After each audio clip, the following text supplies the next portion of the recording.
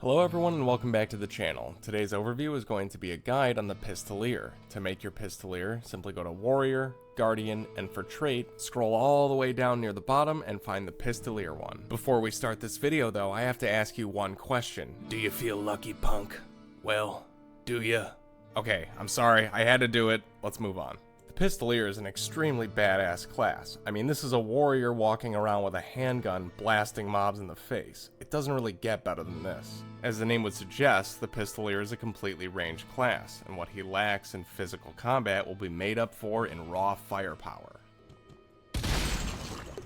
So how best to build this gun-toting warrior? In this guide we'll explore a large amount of the perk options, synergies, and etc. And I would like to point out that this guide was given to me by someone with a level 140 Pistoleer on multiplayer. If you don't know, this is extremely high and takes a very long time to get to, so this guide will likely be a bit more thorough than some of the others I've done, just based on the wealth of information that I've received on it. The first and most obvious trait is the Pistoleer class trait itself, so just know that you will only have 3 slots to work with for other traits on this class. The first trait suggested is Lithe Build. Dexterity will increase your base damage, accuracy, and AC all at the same time, and both are needed for Pistoleers. Inventory Tetris can be annoying, but overall worth it if you are not in a rush. Another recommended possible trait is Gifted. Essentially, this will function as one more level of ostentation. The extra strength will help to unlock the best gloves and belts available. More dexterity will be given as described above, more vitality for base life, all res, MDR, ADR, and ST, and more magic for the mana regen and to learn higher level spells. The minus 300 mana at sea level 150 gets greatly neutralized by the total 175 base magic. You will still have about 300 base mana to spend. For our final highly recommended trait, Chromatic Skin is an option. The extra all resistances helps to save up on topazes, which can instead be swapped for garnets for more life. Not stunning enemies is not a big deal, as they will still get knocked back at 100% efficiency. Plus, it has a hidden bonus of not making warpers warp on you. This is extra good for the Pistoleer, given that he deals less damage to targets directly in front of him.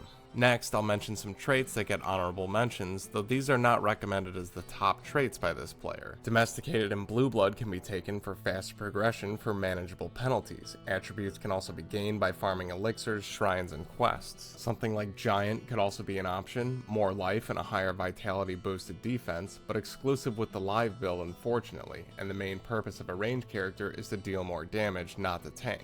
Fatality is another option. It is only available in single player. Taking 3x damage with a 10% chance is manageable with the defenses that can be built up. Insensitive, Unshakable, Rattlehide, and Nasty Disposition are also ones that are possible to take and can be managed as far as their malices go. Most of the other traits are generally to be avoided, though I won't list them all here because the list is more numerous than the ones that we have. As far as game changers mentioned, That's My Secret will make it so your Fury doesn't have a cooldown. Being able to spam the skill will make your character significantly stronger, but the game will be much easier, so only do this if you're looking to majorly reduce the difficulty. The same can be said for putting Accelerated on, which is only available on the easy game type mode.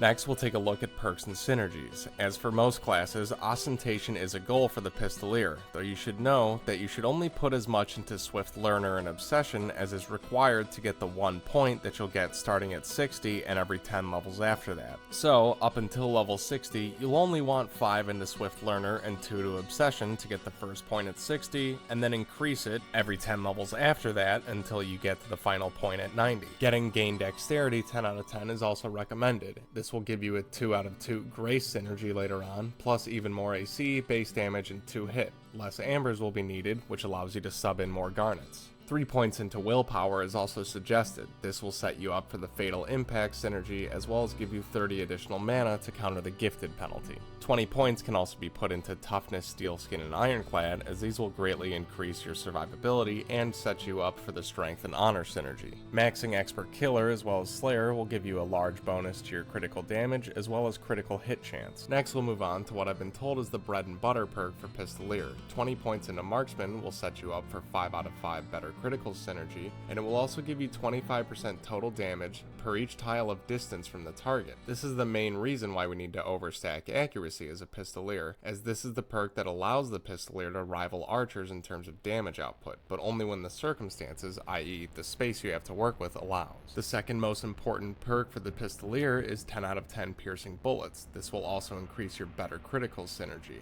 This is the bread and butter number 2 perk, I've been told.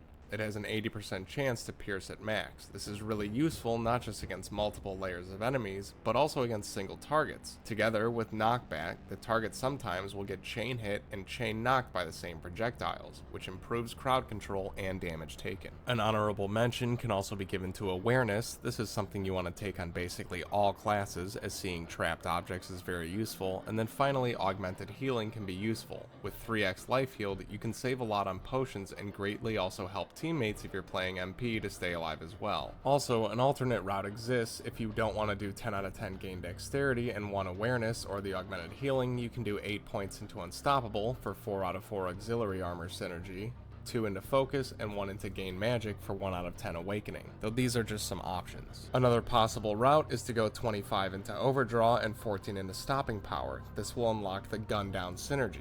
Together with overdraw, they give 545 plus damage, which is somewhat bigger than what you get from 10 out of 10 strength and honor. But unlike the latter, you don't get any defensive bonuses with it, stunning of monsters, since both cannot be taken with the available perk points, and gun down is only worth it if you are going to go all the way in. Regarding synergies on the Pistoleer, strength and honor is a must. It will greatly increase your weapon damage and accuracy. This goes in line with your previous investment of steel skin, toughness, and ironclad, so this is a big combo of both damage and survivability.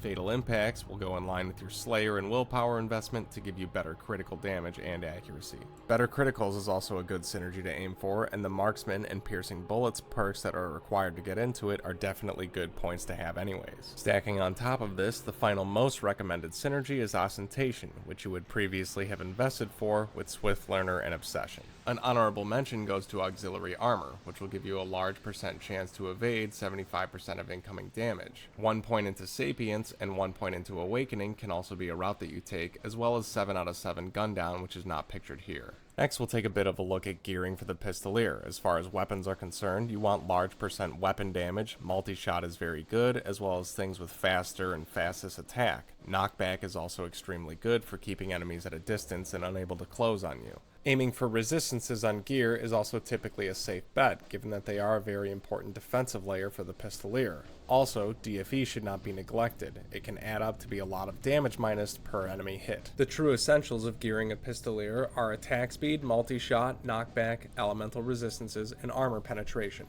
And a note, you should also quench all of your armor as much as you can. The AC is needed on the Pistoleer. Also, items with Dread and Ruin are very good, as they are for basically every other class. Also, the importance of socketed items cannot be overstated. Socketed enchanted items can be extremely strong, though you won't be able to socket your enchanted items until you've gotten quite a number of sea levels and progressed into the game. They can end up being your absolute best endgame pieces, given that you roll the affixes that you want onto the item and also have the gems to support whatever target it is you're after. As far as stat allocation is concerned on the Pistoleer, you want to prioritize strength, vitality, dex, and magic. Your default caps are 600 strength, 50 magic, 400 dex, 450 vitality.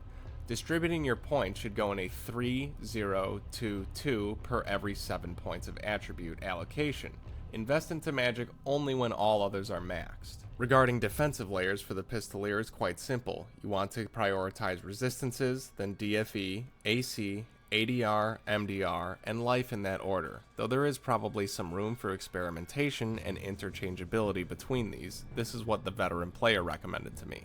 Finally, we'll finish with a little bit of general playstyle notes that have been given to me, and I'd just like to say, this video is so much more in depth than the others I've received because again, the outline that I was given for it was honestly massive, but the person who did this is a great friend of mine and has helped me out a lot in the past regarding TH4, so I wanted to do them a solid and make this very much in-depth guide for them. For general play, try to shoot from the longest distance you can reliably hit your enemies from, while you point your mouse at the edge of the screen to narrow your triple shots. Bring the cursor closer, which will widen the triangle when enemies get closer, and if you can't retreat to a further line of sight. Marksman will reward you with greatly increased damage. Against tougher bosses, cast Golem as a decoy next to the target to lock him down. He will be able to tank for a bit even in the late game with 25k life. Then teleport further back and shoot from a cardinal direction, not diagonally, for the added damage. You can also use fire and lightning walls and rings to your advantage to set up defensive positions. Casting healing to preserve potions and to help teammates can also be worthwhile. When your teammates get in danger, don't be afraid to step in. Teleport between them and the enemy, sacrificing the long distance damage boost, but ensuring your teammates can do damage and remain unharmed. I hope you've enjoyed our overview on the Pistoleer class. It's an extremely unique class with a very cool and interesting take on ranged classes in Diablo 1, something that I probably thought I'd never see in my lifetime. And now, please allow me to put on my metaphorical cowboy hat. If you ain't bluffing, then meet me at high noon behind the inn in Tristram. Draw!